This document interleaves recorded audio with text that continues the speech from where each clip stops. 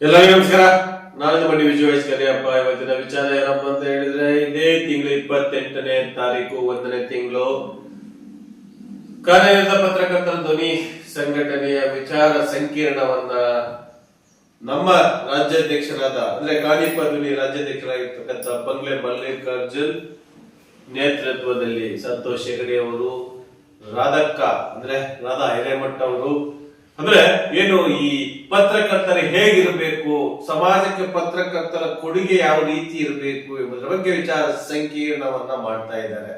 ಹಾಗಾಗಿ ಕರ್ನಾಟಕದಲ್ಲಿರ್ತಕ್ಕಂಥ ಎಲ್ಲ ಪತ್ರಕರ್ತರು ಸಹ ಬಂದು ಅದರ ಸದುಪಯೋಗವನ್ನ ಪಡಿಸ್ಕೋಬೇಕು. ಯಾಕೆ ಅಂತ ಹೇಳಿದ್ರೆ, ಇವತ್ತಿನ ವ್ಯವಸ್ಥೆ ಯಾವ ರೀತಿ ಇದೆ, ಪತ್ರಕರ್ತರು ಅಂದ್ರೆ ಯಾರು, ಪತ್ರಕರ್ತರು ಏನ್ ಮಾಡಬೇಕು, ಹೇಗಿರ್ಬೇಕು ಎಂಬುದರ ಬಗ್ಗೆ ವಿಚಾರ ಸಂಕಿರಣ.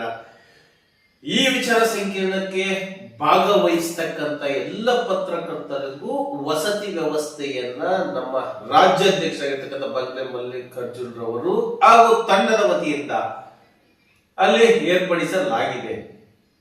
ಉದಾಹರಣೆಗೆ ಏನು ಭಟ್ಕಳದಲ್ಲಿ ನಡೀತಾ ಇರ್ತಕ್ಕಂಥ ಸಮಾವೇಶಕ್ಕೆ ಬರ್ತಕ್ಕಂಥ ಪತ್ರಕರ್ತರಿಗೆ ಕೋಲಾ ಪ್ಯಾರಡೈಸ್ ಅಂದ್ರೆ ಏನು ಅಲ್ಲಿ ಲಾಡ್ಜ್ ಇದೆ, ಆ ಲಾಡ್ಜ್ ಅನ್ನ ಹಾಗೂ ದುರ್ಗಾ ಪರಮೇಶ್ವರಿ ದೇವಸ್ಥಾನಕ್ಕೆ ಸಂಬಂಧಪಟ್ಟಿರ್ತಕ್ಕಂಥ ಕೆಲವು ವಸತಿ ಗೃಹಗಳನ್ನ ಮಾಡಿಕೊಡಲಾಗಿದೆ. ಕೆಳಗಡೆ ಅವರ ನಂಬರ್ ಸಮೇತ ಹಾಕಿರ್ತೀವಿ. ಅಂದ್ರೆ ನಮ್ಮ ರಾಜ್ಯಾಧ್ಯಕ್ಷ ಆಗಿರ್ತಕ್ಕಂಥ ಬಂಗ್ಲೆ ಮಲ್ಲಿಕಾರ್ಜುನ್ ರವರ ಫೋನ್ ನಂಬರ್ ಅನ್ನು ಸಹ ನಾವು ಹಾಕಿರ್ತೀವಿ.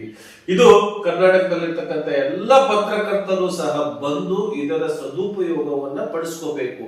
ಯಾಕೆಂತ ಹೇಳಿದ್ರೆ, ಇಡೀ ರಾಜ್ಯದಲ್ಲಿ ಲೋಕಾಯುಕ್ತ ಸಂಸ್ಥೆಗೆ ಒಂದು ಹೆಸರು ತಂದು ಕೊಟ್ಟಂತ ಕೀರ್ತಿ ನಮ್ಮ ಸಂತೋಷ್ ಹೆಗಡೆಯವರಿಗೆ ಸೇರುತ್ತೆ.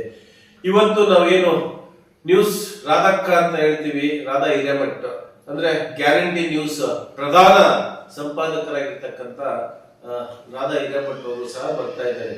ನೋಡ್ತಾ ಇರ್ತೀರ, ಅವರು ಸಹ ಸಾಮಾಜಿಕ ಕ್ಷೇತ್ರಗಳಲ್ಲಿ ಒಬ್ಬ ಮಹಿಳೆಯಾಗಿ ಯಾವ ರೀತಿ ಮುಂದೆ ಬಂದು ನ್ಯೂಸ್ ಗಳನ್ನು ಮಾಡಿ ಸಮಾಜಕ್ಕೆ ಕೊಡುಗೆಗಳನ್ನ ಕೊಡ್ತಾ ಇದ್ದಾರೆ.